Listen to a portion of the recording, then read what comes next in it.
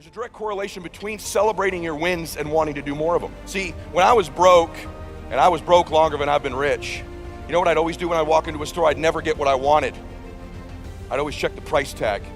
What's it cost? What's it cost? What's it cost? What's it cost? And when you're always looking at what it costs, you never get what you want. And a lot of us do that in our lives. Every day we're repeating to ourselves, what's this costing me? The sacrifice I'm going, I don't know if I can go through anymore. What's it? And you lose what you want. You got to quit negotiating the price. Right now, make the decision that any price is worth it as long as it's legal, ethical, and moral for you to make your family proud of you, for you to make your dream happen. Stop negotiating the price. This negotiation you keep doing in your mind, is this really where I'm supposed to be? Is this what I'm supposed to be doing? Steals all your energy. It steals your focus. But those of you that get laser focused, who become totally immersed in your dream, that know those babies of yours, your parents, guess what? They're worth the sacrifice. Most people sign up for the goal, and this is my new awareness. They sign up for the goal and you focus on the goal and you get really, really committed to the goal, and then you gotta go through something to get to the goal, and then you sit the goal down. I'm gonna invite you, don't sign up for the goal, sign up for the inconvenience it's gonna cost you. Sign up for that. Sign up. I sign up every day to the inconvenience. The goal looks sexy, the inconvenience looks costly. But if you sign up for the inconvenience, then the goal will take care of itself. Every day say yes to whatever it takes, no matter what. What if? A lot of times I'll be in a 200-mile run or something like that, and I'm all jacked up. Body's broken, mind's broken, spirit's broken. I start to say, what if I can pull this off? When I first walked into the Navy SEAL recruiter's office, he looked at me and said, there's only been 35 African Americans in 70 years make it through. You know what I said to myself? What if I can be the 36th? It's the what if I can pull off a miracle. What if I can become someone that no one thinks I can be? And just me talking about that, I have the hair going up on my arms, because it makes me just like, what if I can be that guy that people who call nigger and this and that, and now I'm speaking at Tom Ferry's event.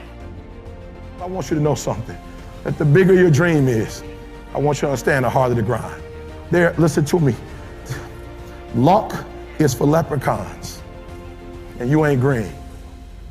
No, I'm sorry, it's right here under the shirt. I'm gonna take the jacket off. I'm gonna show you. I have that one on today. Luck is for leprechauns, and you're not green. I'm gonna say it again. Luck is for leprechauns, and you're not green.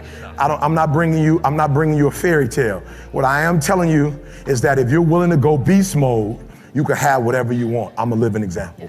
You can start from nothing. Start from nothing. You know the story. Mom was a teenage mom. Start with nothing. Grandma had 14 kids. Start with nothing. 2-bedroom house, 1 bathroom. Mom got kicked out because she had me. Start with nothing. Start with nothing. High school dropout. Start with nothing. Homeless. 12 years to get a 4-year degree from the university. Start with nothing if you are willing to grind. Now, I need you to do me a huge favor. You got to understand this. There are 2 ways to be successful, right? And I don't subscribe to the first one. That's just natural talent.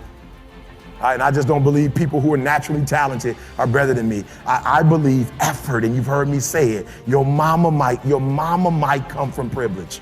Your daddy might come from privilege. Your daddy might own a company. You might come from privilege. You might have a father that can give you everything your little heart desires, but you will not outwork me. Why? Because I realize that the bigger the dream, and I need you to see who I have up there. Notice when I said beast mode now, I'm not talking about the lion. When I talk about beast mode now, I'm talking about the ant that's very small, but that can probably lift 100 times his weight. I'm saying that some of you in this room, you might not be a lion yet. Some of you in this room, you might be an ant. You might have small beginnings. You might not have a lot of money. You might not have a lot of resources, but there's no excuse. You said, E.T., I'm not that lion. You might be the ant, and the ant has very little, but he's determined. He's strong. He has a dream and a goal, and he'll do whatever it takes. And I need you to understand that the bigger your dream is, the earlier you're going to have to get up.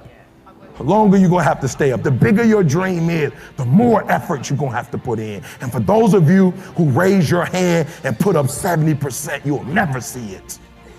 You'll never see it for those of you who are 70% beast mode, 30% gazelle. That's just enough for that other person to outdo you. That's just enough for, listen to me, that's just enough for the other person who wants just what you want. Okay, so let me say it like this, because I want to make sure you get it. All right, listen to me, I told you. I want you to think about those goals. I want you to taste them. I want you to internalize it. I'm not asking you to tell me what your goals are because I'm interested in hearing everybody in the room. I couldn't possibly do anything with it. Listen to me, this is what I'm telling you. I'm telling you to dream your dream because I want you to feel it. I want you to taste it. I want you to know how close. I want you, just like when the weather is changing, you can feel it. I want you to be able to feel when you're getting closer to it and closer to it. But more importantly, I want you to know when you dream your dream that there are other people who are dreaming the exact same dream. When you said to yourself, when the ball comes down, this is what I want to accomplish. You're not the only person that wants to accomplish it. And now I ask you this question: what do you do when 1,000 other people want exactly what you want? What do you do when you're not the only one that wants to make $1 million in your company? You're not the only one that wants to be the president. You're not the only one that wants to be the CEO. What if you're not the only one that wants what you want? What if there are thousands of other people who want what you want? You have to outwork them. You got to outgrind them. You got to get up earlier. You got to stay up later. You've got to execute, and you've got to go from 70 to 120. Don't think that because it hasn't happened, it won't happen. Sometimes it don't happen because you ain't ready. Sometimes it don't happen because the world ain't ready. Sometimes it don't happen because you're praying for the wrong thing. You're praying for less than you want, but you're asking what you think is available. You can't trick the universe like that. Sometimes it hasn't happened because the situation and the time ain't right. So if you're praying for something, working for something, waiting for something that hasn't happened, don't think that it won't happen. Just recharge and renew your vision. Some of us don't get what we want because we haven't renewed and recharged our vision. Whatever you repeat, you are going to become. If you repeat something empowering, you will become empowered. If you repeat something self-destructive, you will destroy yourself. But people don't act like that's true. People act like they are something, that the world is going to tell them who they are, and that once they have a vision of themselves, that they are simply recognizing the truth. But that's the lie. That is the great fallacy. That may be the greatest lie that we've ever believed, that we are somehow stuck in time, that we are somehow made, created, and like a pot of clay.